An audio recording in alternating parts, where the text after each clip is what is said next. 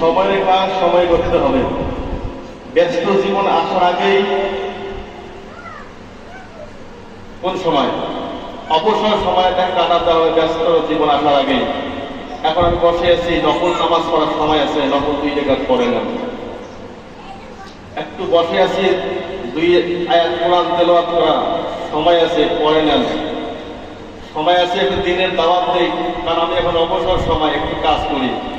কিন্তু যখন ব্যস্ত সময় আসবে, আপনি চাইলেও কোরআন তেলাওয়াত করতে পারবেন না, চাইলেও আপনি কোরআন শিখতে পারবেন না, চাইলেও আপনি মসজিদে আসতে পারবেন না।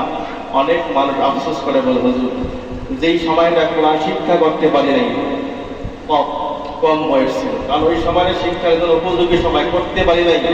এখন মনটা চায় কোরআন শিক্ষা অর্জন করতে, কিন্তু সময় মেলে না। কি মেলে না? এমন মানুষ সমাজে মনে নাই আছে? কোরআন শেখে নাই, মন চায়, কিন্তু কি মেলে না? সময়। রাসূল এই জন্য ভবিষ্যৎবাণী করেছেন, তোমার ব্যস্ত জীবন আসার আগেই অবসর সময়টা কি করে কাজে লাগান।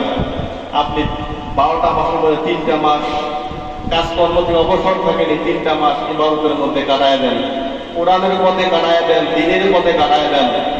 অবসর সময়টা থেকে যখন আপনি ইবাদতের লগ্ন থাকবেন, ব্যস্ত সময়টা আপনি একটু ভুল ত্রুটিও আমলের মধ্যে একটু বাকি থাকে, আল্লাহ কাফারা হিসাবে তোমার আমল নয় পরিপূর্ণ করে দেবেন। জোরে বলেন সুবহানাল্লাহ।